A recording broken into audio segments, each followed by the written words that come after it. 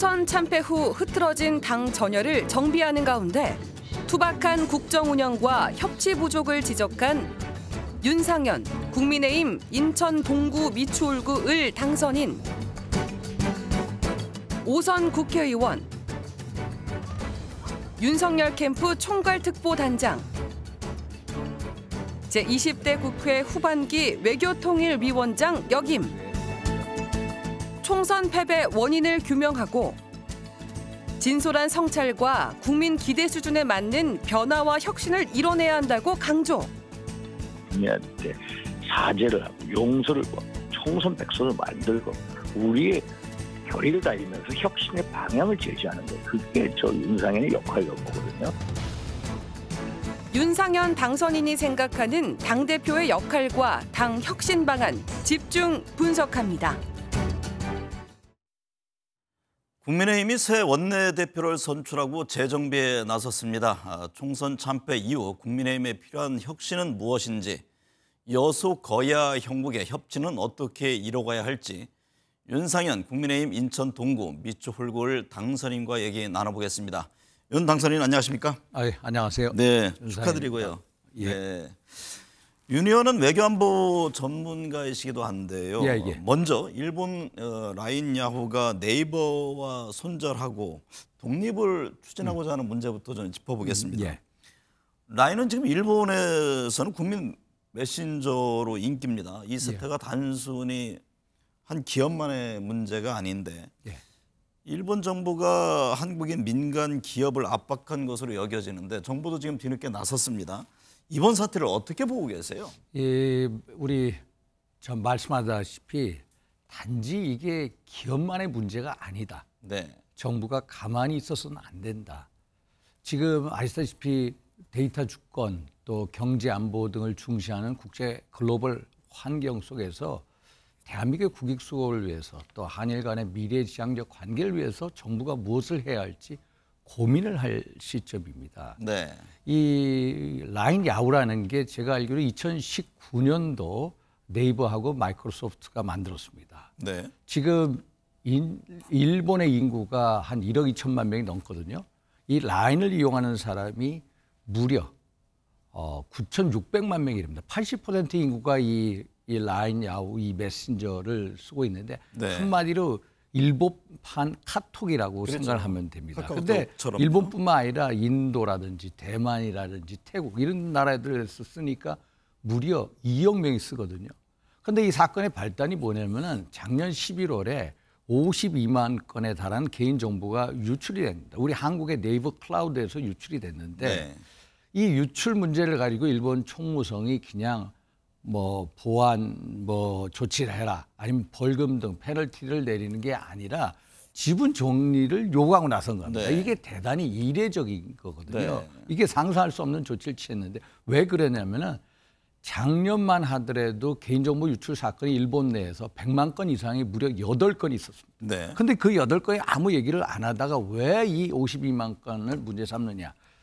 일본이라는 나라가 개인정보에 아주 민감한 나라입니다. 일본은 우리같이 주민등록증이 없는 나라입니다. 지금 기시다 후미오 총리가 마이 넘버라고 해가지고 통합 주민등록증 시스템을 만드는데 그게 제대로 진척이 안 되는 상황이거든요. 제가 알기로는 일본 내 우리 국내 언론에 안 나왔습니다만 이 해킹이 누가 했느냐? 중국이 한 겁니다. 중국 측에서 해킹을 했기 때문에 일본 정부는 이것을 경제 안보적인 측면에서 바라보고 있는 거고 우리는 아직 기업 이익적인 측면에서 바라보고 있다. 그래서 보는 시각이 너무나도 차이가 있습니다. 그래서 제가 주장하는 것은 이 해킹 사건에 대해서 한국과 일본 정부가 공동조사를 하고 만약에 이런 상황 속에서 우리 기업들의 어떤 이익이 훼손당하면은 정부가 단호히 대처해야 된다. 그래서 이걸 주장하고 있습니다. 윤석열 정부 들어서 한일 관계 개선을 강조하고 있잖아요. 실리외교냐 가치외교냐 이런 논쟁도 한창 있었는데 국민의 생명과 재산을 보호하는 것이 국가 존립의 가장 중요한 이유 아닙니까? 아무리 일본 사정을 이해한다고 하더라도 민간 기업에 대한 지분을 이렇게 해라 저렇게 해라. 그거는 정말로 과도한 조치입니다. 제가 말씀하다시피 일본은 이것을 경제 안보적인 측면에서 접근하고 있기 때문이에요. 그래서 이 해킹이 중국으로 넘어갔거든요. 그럼 한일 간에 정말로 이 52만 건의 개인정보가 중국으로 넘어갔는지 공동조사를 하고 네. 이게 단지 보안 문제라면은 일본 총무성의 그 행정 지도라는 게 너무 과하다.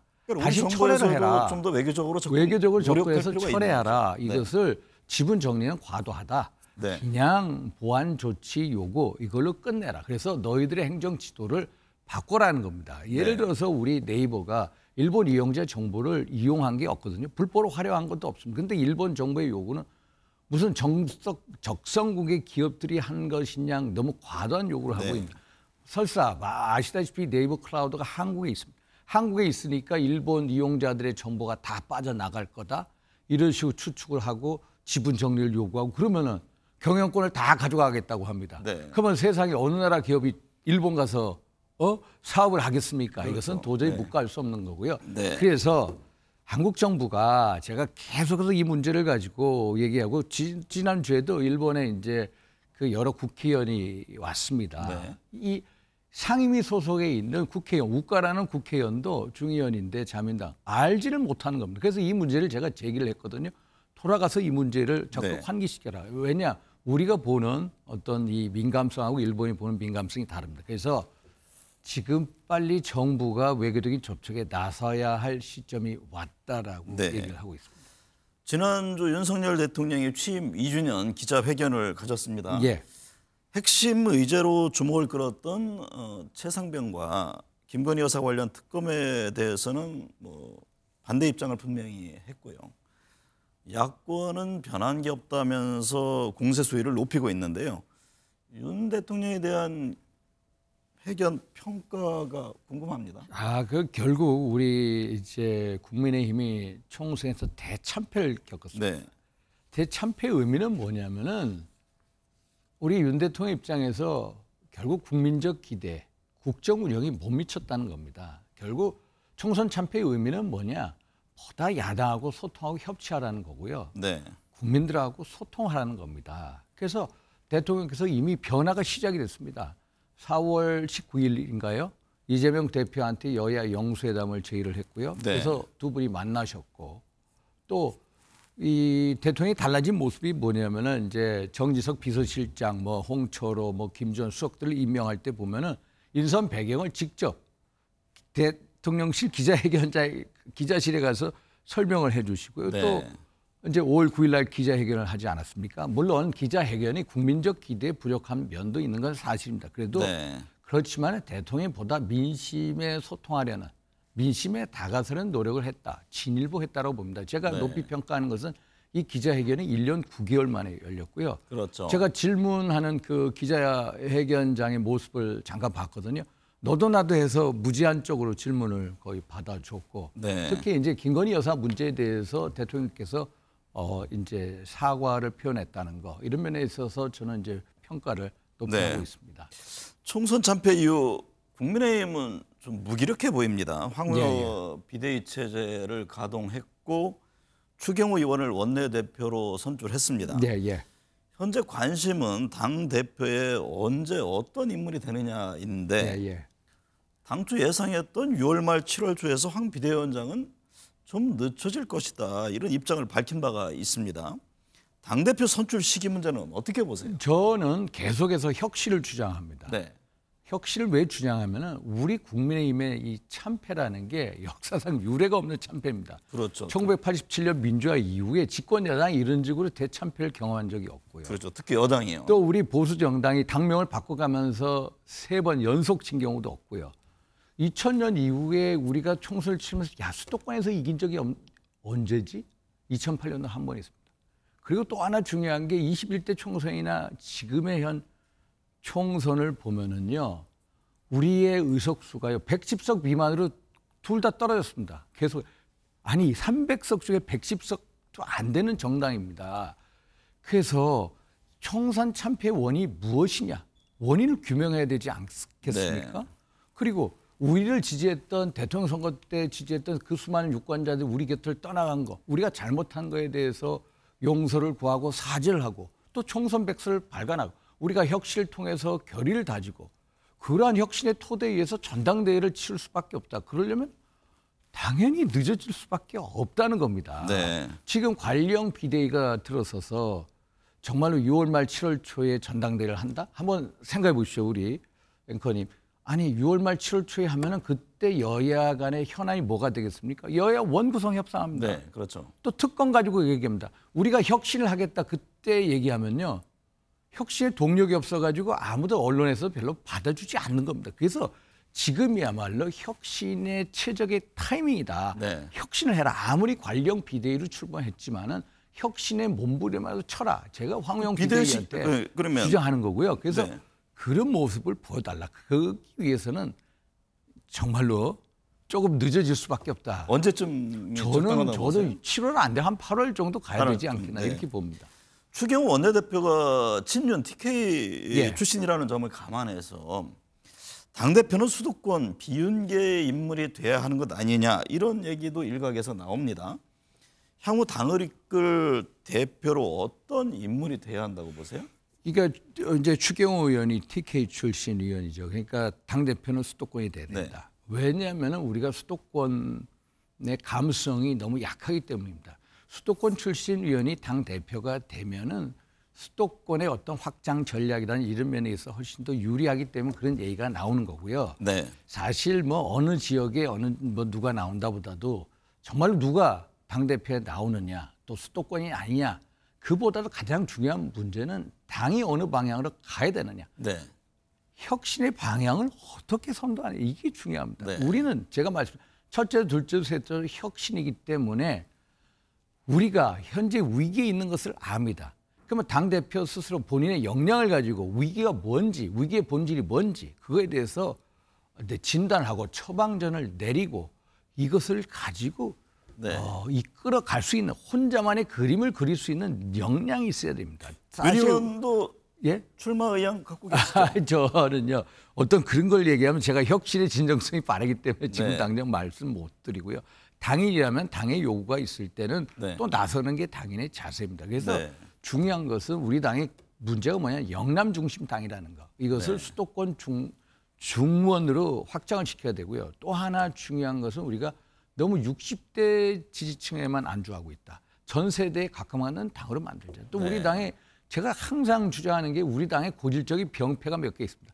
뺄셈 정치의 DNA, 네. 또 군림하는 DNA, 또 이익 집단화되는 DNA 이것을 확 고쳐야 된다. 이런 말씀을 드립니다. 준비가 많이 돼 있으신가 보는데 출마 의향을 저는 평상시에 것 같아요. 평상시에 항상 많이 보고 있습니다. 네. 한동훈 전 비대위원장 얘기가 계속 나옵니다. 한 전 위원장이 당대표 출마 관련해서는 어떻게 보고 계세요? 저는 한동훈 위원장 참 좋아합니다. 제가 참 좋아하고요. 네. 우리 당의 최고의 정책 자산입니다. 최고 네. 큰 정책 자산이죠. 제가 뭐 나가라 해서 나가고 뭐 나오지 말라 해서 안 나오고 그거 아니라 저는 그렇게 생각합니다. 어떤 대표로 나가고 뭐 황교안 대표 한번 보십시오. 2019년 1월인가 대표로 나오셨어요. 저는 반대했습니다. 그 당시. 네. 그분이 지지도 되게 좋았어요. 그런데 대표를 하면서 결국 떨어져서 3%로 18, 19였습니다. 떨어졌어요. 네. 중요한 게 뭐냐. 권력과 정치에 대한 준비가 돼야 됩니다. 한동훈 위원장 같은 경우에 이제 우리가 비대위원장은 모셨잖아요. 비대위원회가 뭡니까? 한마디로 비상대책위원회입니다. 우리가 정권심판론의 바람에 맞서서 비상대책위원회를 설립해서 그분을 모셨습니다. 그런데 우리가 선거에 대참패를 했습니다. 네. 그러면은 어떤 그 패배의 책임은 또 자유로울 수가 없죠. 그래서 이제 사퇴를 하셨죠. 사퇴하고 지금 자숙과 성찰의 시간이다. 객관적으로 이론적으로 보면은 현재는 한동훈의 시간은 아닙니다. 네. 지금은 좀 멀리 보여야 할 시간인데 제가 뭐 이래라 저래라 할 입장은 아니고요. 그분의 판단이 중요하다. 네. 저는 중요한 게 정치와 권력에 대한 준비. 이게 제대로 갖추는 게 중요하다. 이런 말씀을 드립니다. 왜냐? 우리 대통령은 마찬가지 아닙니까? 네. 왜 이런 식으로 국민적 기대에 못 맞춘가? 네. 결국 정치와 권력에 대한 준비가 부족하지 않았나. 그런 면에서 한 말씀 드립니다. 한 전 위원장을 좋아하지만 지금은 때가 아니다. 뭐 하여튼 그분의 정치라는 건 본인이 결정한 겁니다. 네. 정치 주체. 총선 패배 책임을 둘러싸고 원인에 대한 분석부터 제각각입니다. 예. 윤 의원 평소 수도권의 중요성을 강조했습니다만 결과는 앞서 말씀하신 대로 뭐 3연패고 예. 이번 총선 패배의 가장 큰 요인은 무엇이라고 보세요? 지금 뭐 대통령실과 당과 책임론에 대해서도 상대탄, 내탓 아니 나는요 왜 대통령 탓하는지 모르겠습니다. 네. 아니 솔직히 맞습니다. 아니 대통령 정부가 정권 심판의 빌미를 준 게 맞아요. 네. 국정 운영에 있어서 기대에 못 미친 거 맞아요. 외교 정말로 수준 이상으로 잘하셨습니다. 내치 많이 너무 부족했습니다. 심판 빌미를 줬습니다. 심판론에 빌미를 줬기 때문에 우리가 비대위를 띄웠어요. 그러면 총선 누가 치렀습니까? 당이 치렀습니다. 당이 치렀으면 당이 책임지는 자세를 가져야죠. 네. 선거라는 건 정치하는 건 결과 책임이다. 네. 결과에 대해서 대통령실이 싸운 게 아닙니다. 당이 싸웠기 때문에 당이 책임지자. 저부터 책임지고 또 당의 관계자들이 책임을 지자는 겁니다. 지금 와서 대통령 때문에 졌다? 오히려 저는 그게 너무 비겁해 보이는 겁니다. 저는 그래서 지금이야말로 우리 스스로 책임지는 자세를 먼저 보이는 게 중요하지. 아니 대통령실이 잘못해서 했다? 아니 그때는 왜 얘기 안 했습니까? 네. 저는 얼마나 쓴소리 많이 했습니까? 저보고 승선 안 시켜준다고 했죠. 네. 왜 했습니까? 저는 대통령에 대한 애정을 가지고 있습니다. 저는 솔직히 100% 대통령에 대한 애정이 있기 때문에 정말로 선거한 대통령이 대한민국을 짊어지고 한번 그걸 보고 싶었기 때문입니다. 그런데 그때는 그걸 얘기를 안 하고 지금 와서 대통령 탓하는 사람 한마디로 비겁한 사람. 네. 황우여 위원장은 보수가 결집이 안 돼서 국민의힘에 패배했다면서 연일 이제 보수 결집을 강조하고 있습니다. 유권자 지형 변화 이것도 지금 예사롭진 않잖아요. 현재의 국민의힘의 가장 절실한 것은 무엇일까요? 근데 저는 이제 황우여 위원장님의 그 진단에 저는 동의하지 않습니다. 네. 아니 보수가 뭉치지 않아서 뭐 정체성이 안 돼서 그게 아니라고 봅니다. 저하고는 이제 이 처방이 다르니까 진단도 다를 수밖에 없다 이런 생각이 들고요. 사실 우리가 진 것은 중수층이 진 겁니다. 중도층, 수도권, 청년층이 진 겁니다. 사실 뭐 대통령이나 정부의 국정 운영이 거칠고 투박해 보였죠. 또 당이 정말로 그분들한테 어필할 수 있는 전략이나 메시지가 없었습니다. 그래서 지금 필요한 것은 우리가 총선 패배를 복귀해보고 그걸 가지고 우리가 뭘 해야 되는지 당연히 혁신해야죠. 혁신할 수밖에 없습니다. 혁신 안 하면은 우리는 패망입니다. 결국 당이나 정부나 혁신을 해야 되고 재창단에 준한 혁신을 하자. 그래서 제가 혁신을 강조하고 있는 거고요. 특히 영남, 강경 보수, 노년층에 집중된 우리의 당의 체질을 전면적으로 바꿔야 됩니다. 그래서 저는 모택동이 문화혁명을 했을 때 공산당 본부를 폭파해라라고 명령을 내립니다. 저는 정말 우리를 사랑하는 당원들, 국민들께 우리 당, 국민의힘 당을 정말로 당 중앙을 폭파시켜라. 그런 애청을 드리고 싶습니다. 향후 이제 정치 일정은 지방선거 대선을 앞두고 있는데요. 보수 대통합 등 정계 개편 등의 필요성은 없을까 제가 질문을 드리는데 예를 들어서 이준석 개혁신당 등과 다시 합쳐서 지난 대선 때처럼 보수 대통합으로 가야 한다 이런 주장이 나와서 드립니다. 질문을. 우리 이제 민당은 똘똘 뭉쳤고요. 우리는 흩어졌던 게 사실입니다. 그러나 지금의 화두는 우리 국민의 입장에서 혁신이다. 보수 대통합이 아니다. 적절치 않아 보이고요. 물론 이 개혁신당하고의 관계에 있어서 우리는 서로 경쟁도 하고 협력해야 할 대상이다 이렇게 보고요. 보수 대통합은 아마도 대선 전까지는 국민의힘 당원이나 아니면은 국민들이 원하실 때가 올 거다. 그때 해도 늦지 않을 거다 이렇게 생각을 합니다. 임기 3년을 앞둔 대통령 지지율이 낮습니다. 총선 참패로 여소야대 상황 지속되고 있고요. 현 난국을 과연 어떻게 풀어가야 할 것인지 야권의 총리 추천 등 협치 얘기가 나오고 있고 임기 단축을 통한 견론도 거론되던데요. 어떻게 보세요? 이 총선의 민심은요 한마디로 소통과 협치입니다. 협치가 정말로 일종의 이제는 선택이 아닌 필수가 됐습니다. 협치 빨리 해야 됩니다. 협치를 통해서 빨리 우리의 민생을 살려야 됩니다. 우리 대통령께서 이재명 대표에게 민생협치 구성하자. 정말로 최고의 네. 이 제안인데 그걸 민주당이 받아줬으면 하는 바람이고요. 아니 개헌을 하면 되지 무슨 임기단축형 개헌입니까? 네. 이거는 한마디로 위험한 발상이고 한마디로 사실상 탄핵하겠다는 거고요. 제가 보기에는 결국은 협치를 위해서 당이 전면에 나올 수밖에 없다라는 거. 네. 여야 관계, 당정 관계에 있어서 당이 전면에 나서야 되고요. 또 당 입장에서 어떤 민심의 따가운 목소리를 가감없이 대통령실에 전해야 되고 그런 연장선상에서 어떤 야당에게 손을 내밀고 여야 관계를 정상화시켜야 된다. 네. 이 일만이 없으면 당이 전면에 나설 수밖에 없습니다. 지금 이제 쭉 말씀하신 혁신의 의미 네. 강조하고 계시고 지금 국민의힘이 맞닥뜨려야 될 큰 과제 중에 하나가 윤 대통령은 최상병과 김여사 관련 특검법에 대한 거부권을 시사했습니다. 근데 지난 21대 국회처럼 거대 야당과 지금 뭐 사사건건 부딪힐 수만도 없을 텐데 그래서 국민의힘 선택이 주목됩니다.